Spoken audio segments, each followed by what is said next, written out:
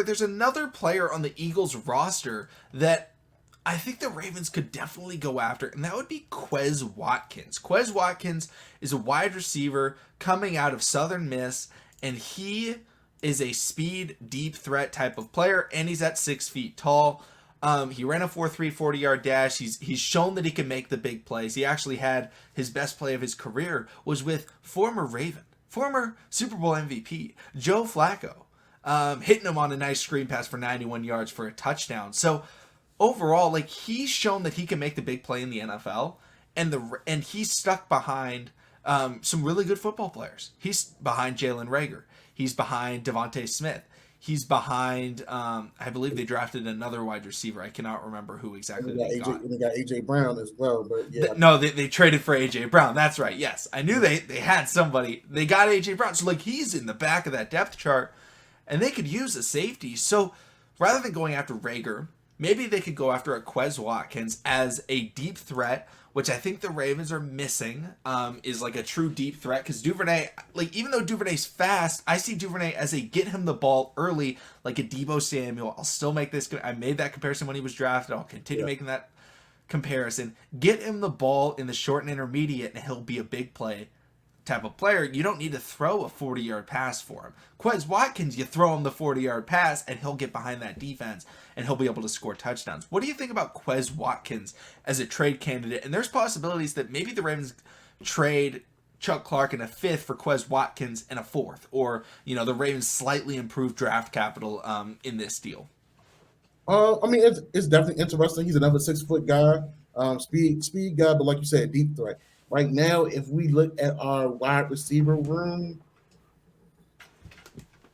I would say James and Rashad Bateman would be our deep threats. But I would take Rashad Bateman more as the deep threat because the simple fact that he can run the route tree better than anyone in the wide receiver room as of right now. And also we have to remind ourselves that the wide receiver room is very overpopulated. We have Rashad Bateman. We do have Tylan Wallace. We do have Devin Duvernay, James Prochet, Benjamin Victor. We have over maybe, I want to say 7 or 10 undrafted wide receivers as well. Excuse me, about 6. So it's a lot of guys out here fighting for a job. Trying to figure out how to fix my camera. I'm all blurry. We got it. We got it. So I mean, honestly, do I feel like it will be beneficial? Yeah and no, because you have 2 guys that have enough attention on them already. First of all, Mark Andrews, every year, as long as he's healthy, as long as he's still a part of the Baltimore Ravens organization and part of the Baltimore Ravens offense, he is always going to be option number 1. He's always going to get the first line attention. Then you have option number 2 with Rashad Bateman. As he keeps on blossoming and growing, which I feel like he's going to have a superb, sophomore year, he's going to be another wide receiver that grows more attention. James Prochet, people been hearing the rumbling. They've seen him in a couple games, but also that's another guy that's going to draw more attention. So who's ever at wide receiver number 2, they pretty much going to have a good day, a free day. If they run their routes correctly and Lamar Jackson see him, anything can happen. So I mean, honestly, I don't think the Quez Watkins move would be the best move, but I mean, we do have to find a way to get rid of Chuck Clark. I know everybody's saying, "Oh, we're gonna do the 3 safety. We're gonna run the 3 safeties."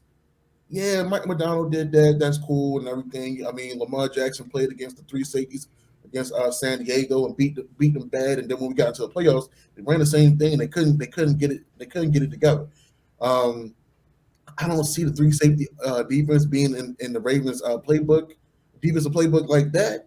But if we do, I see some of the younger guys taking Chuck Clark's spot, like a Geno Stone or Darius Washington, maybe even a Brandon Stevens. So, I mean, Chuck Clark's 27 years old. I think, he has 2 more years on his contract with us. But right now, he's looking like the odd man out since we drafted Kyle Hamilton. I love Chuck. He earned his spot. He went from special team to a starter, green dot guy.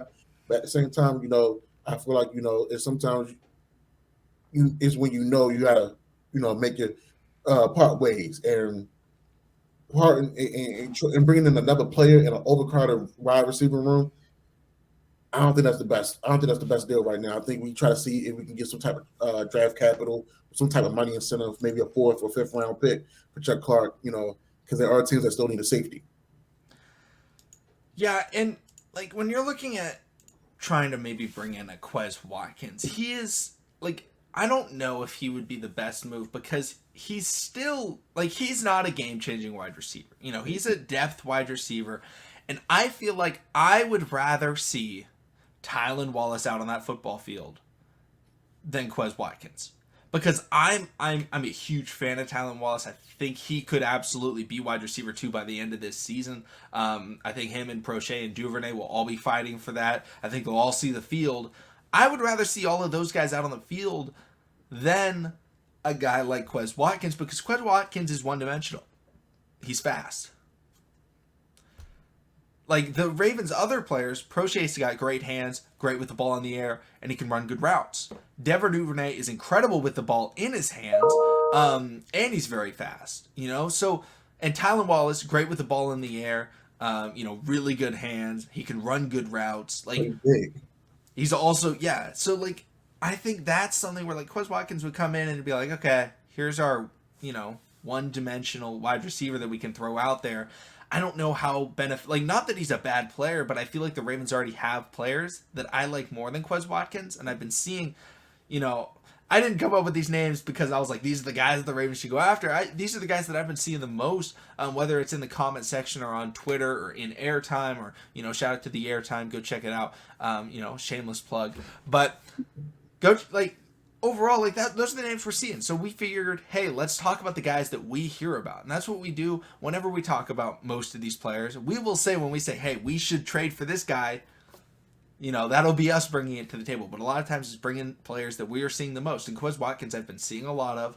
And I figured it would be smart to talk about him. And also the Jalen Reagor move, I feel like that would have been a little bit better because Reagor at least was a first-round pick, not a sixth-round pick.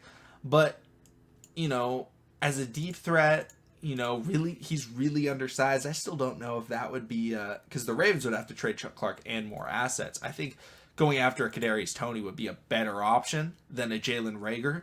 But I don't know if either of those are the best when the Ravens, I think, Joshua, like you said, like just get some draft capital for him and we can flip that, right? We can flip it into a guy at the trade deadline, or we can flip it into a guy, trading Chuck Clark could just free up some cap space, especially if we do it after, I believe, July 1st. The Ravens could save even more money. So, guys, let us know what you guys think about, Quez Watkins potentially, the Ravens going after him. Neither of us are, like, huge fans of it, but let's get into